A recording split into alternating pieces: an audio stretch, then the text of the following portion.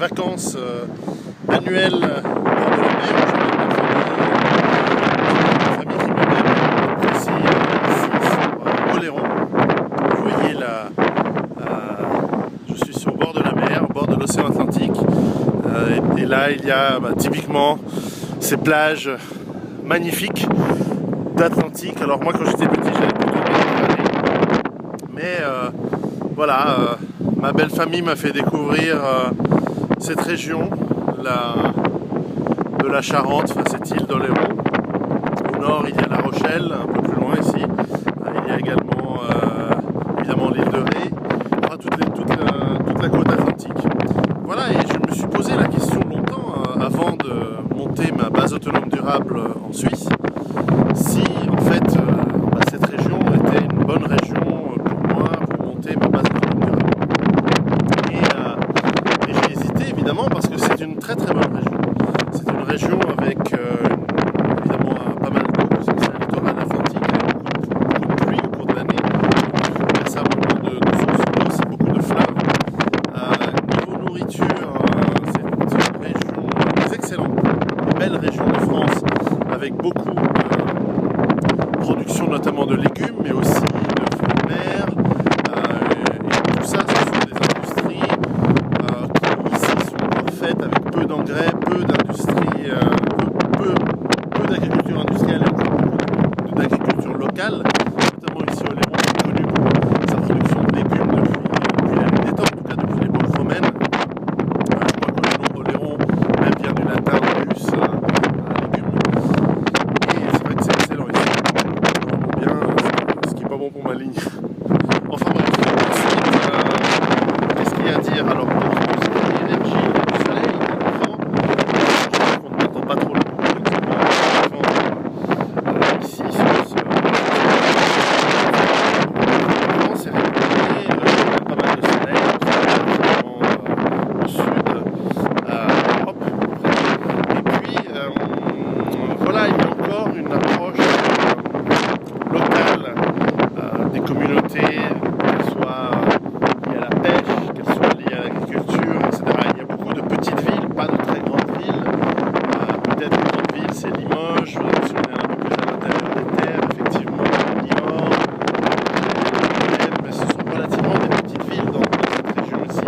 Et bon, si on remonte jusqu'au nord, après bien sûr la grande ville de Nantes, mais toute cette partie, Bordeaux, est relativement peu densément peuplée. Alors malheureusement, les villes se sont devenues moches, ces zones industrielles que visiblement en France, vous avez l'art de créer autour de vos villes qui sont vraiment mignonnes. C'est vraiment dommage parce que les villes, même les petites villes françaises, sont absolument magnifiques et les campagnes sont extraordinaires. Et entre les deux, vous avez construit des zones d'une laideur et bref, c'est incommensurablement innommable comme chose. Enfin bon, c'est mon avis. Et sinon, ben voilà, donc ce lien social entre les gens, il peut encore être créé. Et donc, ça fait de ces régions, je pense, des bonnes régions. D'ailleurs, en venant ici à Oléron, on voit que la population, j'ai l'impression de faire un saut temporel. C'est-à-dire que lorsque je viens en vacances au bord de la mer ici à Oléron, j'ai l'impression de voir la France comme elle était il y a 20, 30, 40 ans. Tant au niveau culturel que ethnique, même si c'est pas un point qui me dérange outre mesure, mais enfin on voit que les gens sont aimables. Alors ils ont les caractéristiques très françaises, ils sont par exemple ronchons et chauvins, mais ils gardent un bon fond, c'est-à-dire qu'ils sont ronchons et chauvins, tout en vous offrant un verre de pinot, un verre de vin, un verre de l'amitié, tout en mangeant avec vous un plat de moule et de frites, etc. Et au fond, c'est très bon enfant et ça reste en très bonne intelligence. Et ici, c'est particulièrement une île, contrairement à l'île de Ré, qui c'est complètement bourgeoisé. C'est une île d'Oléron où ça reste, je ne devrais pas vous le dire parce que sinon vous allez tous venir en vacances ici, mais c'est une île qui reste extrêmement prolétaire, avec des gens qui sont des gens simples, et c'est vraiment agréable de voir des gens. Donc c'est pas du tout l'Île-de-France, c'est pas du tout parisien, c'est pas du tout les intellos travaillent. Alors bien évidemment, la moitié c'est des fonctionnaires, parce qu'il y a la moitié des emplois en France qui sont liés de près ou de loin à l'État. Mais enfin, ça reste des gens simples, ça reste des gens qui travaillent avec leur qualité, bien sûr leurs défauts. Enfin, c'est très agréable. Et c'est plutôt une population âgée, plutôt au-dessus de 50 ans, je dirais. Mais bon, voilà, c'est tout à fait agréable. Et alors, évidemment, je n'ai pas choisi l'île d'Oléron, ni la Charente, ni cette région atlantique française pour faire ma base autonome durable. Tout simplement parce que je vais prendre préférence pour approcher la Suisse.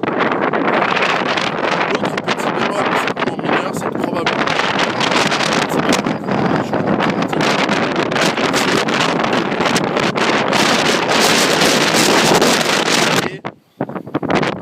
c'est une île toute plate et la mer qui est là,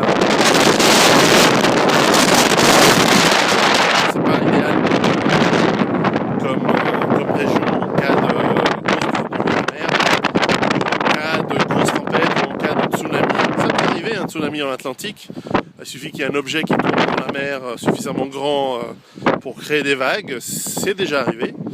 Et ou certaines séismes, etc. C'est peu probable. Moi, je ne suis pas un gros craintif des problèmes naturels, des grandes catastrophes naturelles, mais enfin, c'est possible. Donc, j'ai choisi de ne pas venir ici, de rester en Suisse. Mais en tout cas, je connais pas mal de monde qui, autour de La Rochelle, autour de Niort, autour d'Angoulême, autour de Limoges, ont monté ou sont en train de monter des bases autonomes durables pour eux, pour leurs familles, pour leurs amis. Il y en a pas mal dans cette région. Et je les encourage à se connecter les unes avec les autres. Eh bien, c'est un bon choix. C'est une bonne région. Et à mon avis, il y aura peu de gros problèmes, même en cas de grosse crise économique. Donc au moins, ce sont des régions qui vont rester sûres, avec une forte autonomie au niveau de l'eau, de la nourriture, et de la capacité à se défendre sera relativement simple. Et surtout, il y a encore le terreau nécessaire pour faire du lien social. Donc voilà. Et puis avant de vous laisser, je voulais aussi répondre à 2 questions que j'ai reçues avant de partir en vacances. 2 questions qui amènent sur le même sujet. La première était, quelqu'un m'a fait remarquer en me disant, c'est plus des remarques d'ailleurs que des questions, m'ont dit, mais comment ça se fait que vous êtes toujours aussi bronzé, finalement, est-ce que vous passez du temps sur les plages, etc. Comme si on ne pouvait être bronzé, et ça c'est tout à fait le sens de ma remarque, comme si on ne pouvait être bronzé qu'en étant oisif. Eh ben, ma réponse c'est que quand on travaille les champs, quand on travaille la terre pendant tout le printemps et quand en hiver on est dehors à couper du bois, eh bien on est exposé au soleil, on est exposé à l'élément et on est bronzé. Et croyez que dans l'histoire de l'humanité, le bronzage c'était l'apanage des gens qui bossent et non pas des oisifs qui foutent rien et qui vont au bord de la mer ou qui vont en hiver dans les contrées chaudes, ce qui est aussi mon cas d'ailleurs, parce que j'aime bien profiter de mes clients dans les pays, on va dire, chauds, pour y aller en janvier, afin d'avoir un peu de soleil. Moi, ça me booste bien. Mais enfin, la question est révélatrice d'un certain état d'esprit ou d'une certaine incapacité de voir que dans le monde réel, lorsque vous travaillez dehors, lorsque vous coupez du bois, lorsque vous travaillez votre potager toute l'année, vous prenez le soleil. Ce n'est pas que le solarium ou que les vacances au Club Med. Deuxième question aussi très révélatrice. Quelqu'un m'a dit, mais vous êtes souvent dans vos vidéos, vous préconisez une vie simple, un retour à la nature, mais vous êtes en chemise Ralph Lauren qui coûte 80 € et donc vous êtes une sorte d'escroc, etc. Alors d'abord, elle ne coûte pas 80 €, elle coûte plus que 150, voire 200 € par chemise. Parce qu'elles sont d'excellente qualité et que je les ai achetées lorsque j'avais beaucoup d'argent dans les années fin des années 90, début des années 2000, parce qu'elles sont d'excellente qualité. Elles étaient faites aux États-Unis à l'époque, aujourd'hui je ne sais pas. Et d'ailleurs, ils devraient voir le prix de mes costards, parce que des costards Zegna à 2000 € pièce faits sur mesure, c'est aussi un signe tout à fait, absolument pas du tout de vie simple comme je le préconise. Mais enfin, je ne vais pas les jeter. Je les ai achetés à l'époque, j'avais un mode de vie, j'avais des revenus, et je ne vais pas les jeter. Donc je les garde, je les use jusqu'à la corde, et parce qu'ils sont de excellente qualité, notamment les chemises Ralph Lauren, c'est, je crois, les meilleures au monde. Enfin bref, à l'époque, celles qu'ils faisaient aux États-Unis. Et donc je les utilise, je les ai encore. Et il y en a qui ont 15 ans, et elles sont parfaites, c'est comme mes chaussures Weston. J'en mets rarement parce que je n'ai plus l'utilité, mais elles durent 15 ans, 20 ans, 30 ans. Encore une fois, quand vous achetez de la qualité, pas forcément cher d'ailleurs, mais enfin en l'occurrence là, chez Weston c'est 600 € la chaussure, c'est cher. Mais enfin bref, c'est de la bonne qualité. Mais ça, c'est pas le point. Le point, c'est que la question est révélatrice d'un état d'esprit. L'état d'esprit qui est celui de... Comment puis-je le dire? Quand le sage, vous savez, quand le sage montre la lune, l'idiot regarde le doigt. Alors je ne sais pas comment qualifier celui qui commente les vêtements du sage qui montre la lune. Et c'est très révélateur d'une certaine manière de voir les choses. C'est-à-dire que les gens ne comprennent pas que mon message n'a rien à voir avec qui je suis ou... Je ne suis qu'un exemple, peut-être, et certainement imparfait. Et encore heureux qu'ils ne regardent pas ma vie privée, parce que Dieu sait que je ne suis pas une personne exemplaire ni parfaite. Mais enfin, ce qui est intéressant, c'est le message. Et le message, c'est une boîte d'outils. Ce que j'explique dans mon livre Survivre à l'effondrement économique, et avec les concepts de base autonome durable et comment les mettre en place, ce ne sont que des outils. Les outils, vous en faites ce que vous voulez, vous bâtissez ce que vous pouvez avec. Ce sont des règles simples, enfin, qui sont assez quand même complexes, mais enfin, qui sont simples dans leur concept, qui sont complexes à mettre en place, évidemment, mais qui sont simples dans leur concept. Et donc, c'est ça qui compte. Et qui je suis, la marque de mes lunettes, la marque de vêtements, on n'en a rien à foutre, on n'en a rien à branler. Et ce que l'on pose cette question, ça montre tout à fait l'état d'esprit dans lequel notre société est. C'est-à-dire qu'on s'arrête sur l'image, on s'arrête sur le paraître, on s'arrête sur les marques. C'est comme dans nos banlieues où celui qui n'a pas les bonnes baskets ou les bonnes fringues a l'air d'un idiot, etc. Mais le monde, la vie, c'est pas ça, on s'en fout. Ce qui compte, c'est ce que vous faites, c'est ce que vous allez être capable de mettre en place pour vous et votre famille.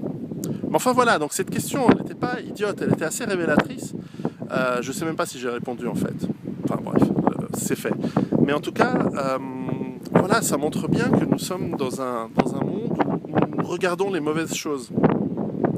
Et donc voilà, donc profitez encore de vos vacances. Avec ceci, je vous souhaite je vous reverrai à la rentrée pour quelques conférences. J'en profite pour souhaiter une bonne fête nationale à mes amis belges le 21 juillet et puis à mes compatriotes suisses, puisque je ne serai pas en Suisse le 1er août. Donc 1er août dans quelques jours, bonne fête à mes compatriotes, c'est une fête importante pour moi. Je la ferai ici avec mes enfants. Et surtout, mettez-vous au travail.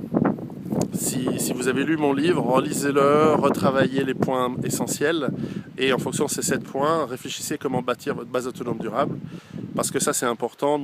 On voit avec la Grèce cet été et les nouvelles économiques, ça s'empire.